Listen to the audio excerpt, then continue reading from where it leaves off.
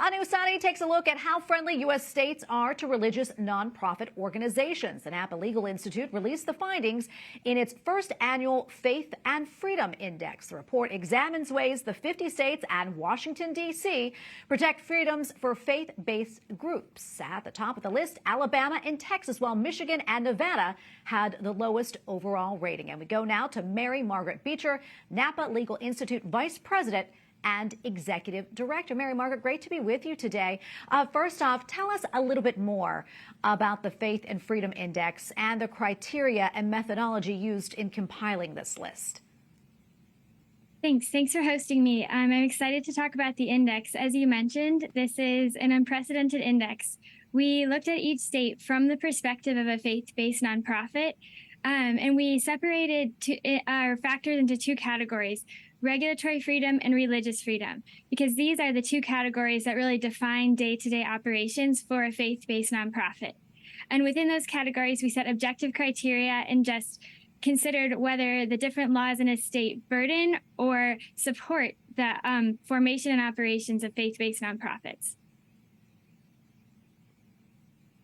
Let's talk about the findings now. As we mentioned, Alabama and Texas scored the highest on the index. What made those two states stand out? Alabama and Texas stood out because they both combined regulatory efficiency, so minimal red tape, with clear and unambiguous protections for religious freedom.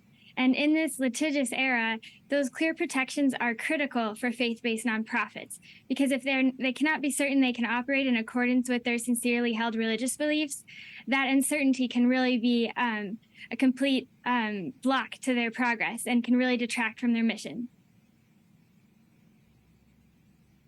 Margaret, as for the states that were at the bottom of the list, what are the major issues there, and what ways do you think that they can improve? I think what we saw when the states at the bottom of the list was a combination of either negligence, just in the sense that they haven't thought about the experience of faith-based nonprofits as a legislative priority, or even unfriendliness to these organizations. So, for example, in Michigan, it's not clear that a faith-based employer can even consider faith commitment in hiring criteria without receiving special permission from the government. That's obviously a problem for a faith-based nonprofit. And then another issue is just clear, making the regulatory burdens a little bit more straightforward. So in a state like Wisconsin, according to our calculations, a nonprofit could spend as much as 20% of its revenue just to satisfy basic reporting requirements in the state.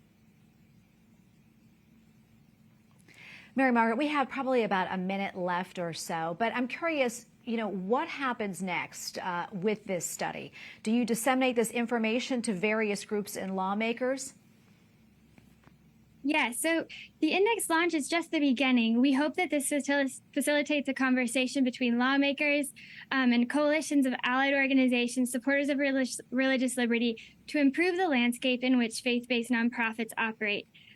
This will be re-released every year, so we plan to track progress, and we hope that the index will be a tool that facilitates cooperation and ultimately results in a better environment for faith-based nonprofits to do the work that they do so well, meeting the humanitarian needs of our communities, providing moral formation, providing spiritual renewal, and responding to some of the damage that we've seen secularism cause already in our era.